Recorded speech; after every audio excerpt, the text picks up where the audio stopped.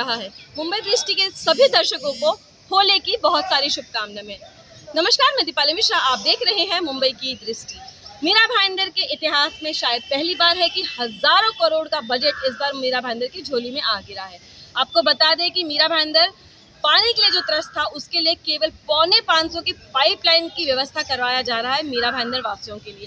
क्या है पूरा मामला और क्या कहा विधायक गीता जैन ने, आइए सुनते हैं उन्हीं की जुबानी। सबसे पहले मेरे सभी पत्रकार भाइयों को होली और धुलेटी की बहुत बहुत शुभकामनाएं। आज हम यहाँ इसलिए मिले हैं, मैंने इसलिए आप सभी को यहाँ ये जानकारी देने के लिए बुलाया कि इस बजट में हमारे मीरा भाईंदर को क्या क्या मिल रहा है और मिलने जा रहा है। तो सबसे पहले पॉइंट पे आती हूँ। तो सबसे बड़ी निधि हमें इंटरनल पाइपलाइंस बिछाने के लिए सूर्या प्रादेशिक पानी जो चेन्नई तक आएगा और उसके बाद की इंटरनल पाइपलाइन जो हमें हर जगह पहुंचानी है 218 MLD के लिए, उसके लिए 473 कोटी रुपए 473 करोड़ रुपए हमें नगरोत्थान से मिले हैं। सुवर्ण जयंती नगरोत्थान महाअभियान अंतर्गत हमारे वाटरवेज के लिए सबसे पहले तो केंद्र शासन और राज्य शासन ने मिलकर 100 करोड़ की निधि मंजूर की है। 50-50% दोनों दे रहे हैं। उसके अलावा जो बाकी का काम है वो 5 जेटी के लिए मिला था और अभी बाकी का काम है वाटरवेज, रोरो सर्विस और ग्रेजिंग के लिए। तो हमें टोटल 330 करोड़ की निधि इस पट्टे के लिए मंजूर की है। मीरा भाईंदर, वसई, विरार, कल्याण, डोंबिवली, थाने और मुंबई। इस पट्टे के लिए हमें 330 करोड़ रुपए मिले हैं। जल्दी ही रोरो सर्विस और वाटर टैक्सी चालू करने के लिए। एक प्रॉब्लम उसमें सिर्फ जो रेलवे ब्रिज का आ रहा है उसकी वजह से हम कल्याण डोंबिवली साइड हमारे बड़े वेसल्स नहीं जा सकते, वहाँ वाटर टैक्सी चलेगी और मुंबई साइड आपको रोरो सर्विस तुरंत मिलेगी।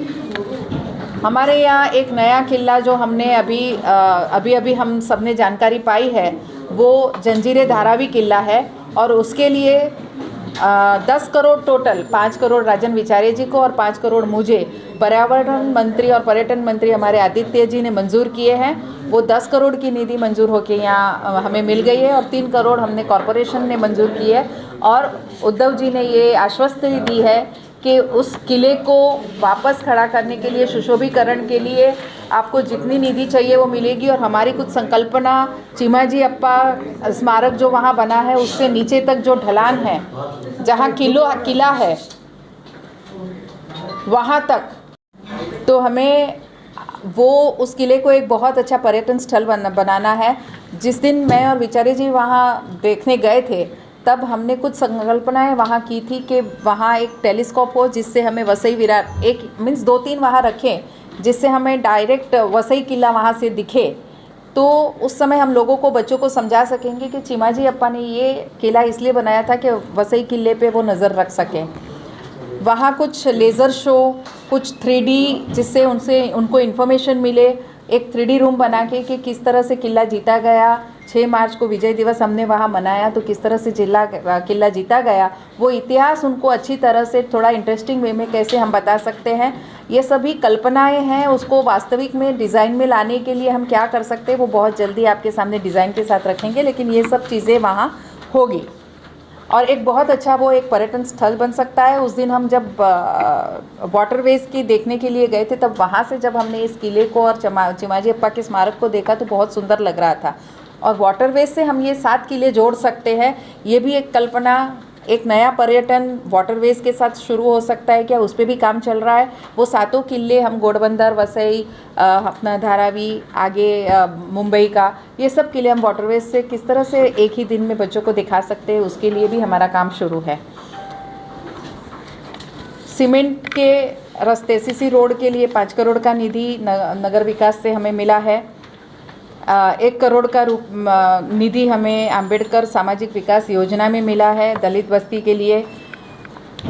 हमें 8 जगह शासन की तरफ से और 9 मेरी आमदर निधि से ऐसे हाईमास्ट की हमने जगह चुनी है, क्योंकि इस शहर में थोड़ा सा प्रॉब्लम, जहाँ उत्तन वगैरह साइड जाएंगे या कहीं और जहाँ लाइट कम है वहाँ थोड़े से असामाजिक तत्वों ने बैठना और वो सब कामगिरी चालू की है, तो उसके लिए हाईमास्ट लग रहे हैं 17 जगह पे।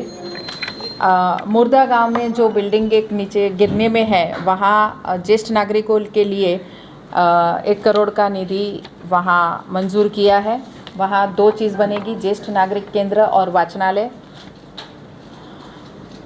मूलभूत सोई सुविधा में से 1 करोड़ पास हुआ है। उत्तन पुलिस स्टेशन में सीसीटीवी, क्योंकि उत्तन में मुझे लगा कि बहुत ज़रूरत है सीसीटीवी की। वो रोड थोड़ा सा आने जाने वाले लोग कम होने की वजह से उनको ज़्यादा, हमारे यहाँ शहरों में तो फिर भी बिल्डिंगों का उजाला होता है वगैरह, लेकिन उत्तन पे अभी तक वो सुविधा है नहीं, इसलिए सीसीटीवी वहाँ बहुत ज़रूरी है। 15 गार्डन में हमने ओपन जिम और दूसरे काम के लिए 2 करोड़ रुपए की निधि मंजूर हुई है।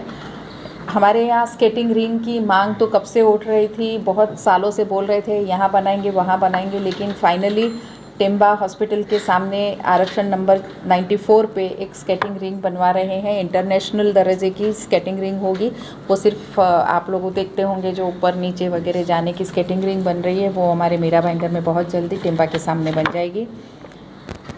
पेंटकरपाड़ा स्मशान भूमि के लिए 50 लाख रुपए और पेंटकरपाड़ा के लिए 20 लाख और पूनम सागर के स्मशान भूमि, जो हमेशा एक प्रश्न रहता है कि यहाँ लीकेज है, वहाँ लकड़े गीले होते हैं, तो उधर के लिए 50 लाख का निधि हमारा मंजूर हुआ है। पंडित भीमसेन जोशी में हॉस्पिटल में अभी ऑक्सीजन और वेंटिलेटर 1 करोड़ 30 लाख का मेरी आमदार निधि से हुआ। खैर वो सभी आमदारों को कंपलसरी आरोग्य में देना ही है, तो 1 करोड़ और 30 लाख रुपए उसमें दिए हैं। मांडवी तालाब सुशोभीकरण, आपने अगर थाने के तालाब देखे होंगे तो आपको बहुत सुंदर लगे होंगे। लाइटिंग है, चलने के लिए लाइट वाले पाथवेज है, तो ऐसा ही सुशोभीकरण करने के लिए हमारे यहाँ नगर भवन का जो तालाब है उसके सुशोभीकरण के लिए 75 लाख रुपीस की निधि हमने मंजूर की है। उद्यान के सुशोभीकरण, सभी गार्डन के सुशोभीकरण के लिए 65 लाख 178 नंबर अभी लिया है उसमें, और वो है नया नगर में। तो आरक्षण क्रमांक 178 में 65 लाख रुपये हमने उसको सुशोभीकरण के लिए मिले हैं। डेल्टा गार्डन बिल्डिंग के पास वो जो चौक है, वहाँ चौक और सिग्नल हमने डिजिटल सिग्नल के लिए वहाँ ये किया था, तो वहाँ बनने के लिए 40 लाख रुपए की निधि मंजूर हुई है। भाईंदर पश्चिम में महाराणा प्रताप गार्डन है, वो अभी बहुत सालों से उसका कुछ भी काम नहीं होने की वजह से थोड़ा सा वो ख़राब होते जा रहा है। उधर 45 लाख रुपए में उसे म्यूज़िकल गार्डन और इस कुछ नई सुविधाएं देने के लिए 45 लाख रुपीस की मंजूरी मिली है।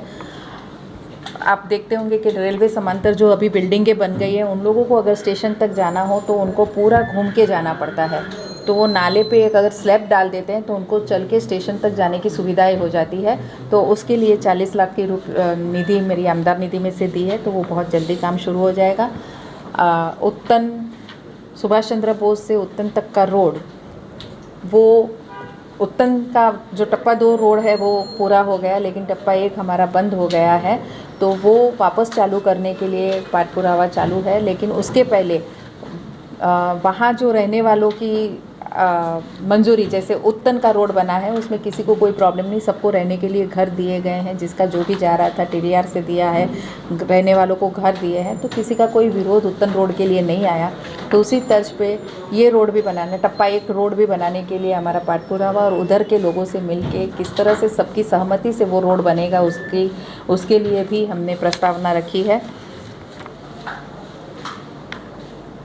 पुलिस स्टेशन हमारे भाईंदर वेस्ट का बहुत पुराना है और अभी कमिश्नर रेट के बाद उधर बहुत सारे स्टाफ बढ़ गए हैं, तो वो बहुत उनको छोटा पड़ता है, तो उसके लिए एक निधि के लिए हमने मंजूरी मांगी है और आशा है कि बहुत जल्दी उसके लिए भी हमें मंजूरी मिल जाएगी। वर्टिकल गार्डन हमारे शहर में कहीं भी नहीं है, तो जहाँ जगह उचित मिले और जहाँ हम वर्टिकल गार्डन बना सके उस जगह पे हमने वर्टिकल गार्डन के लिए 10 करोड़ की निधि प्रस्ताव रखा है, तो अब वो मंजूरी मिलने की कगार पे है। अल्पसंख्यक, हमारे यहाँ 2 बड़े अल्पसंख्यक चंक है, जैन और मुस्लिम, बाकी के भी हैं, सिख भी हैं, पारसी भी है, लेकिन वो कम संख्या में, लेकिन ये 2 बहुत बड़ी संख्या में है। तो अल्पसंख्यक निधि में से 1 करोड़ रुपए की मंजूरी हमें मिली है।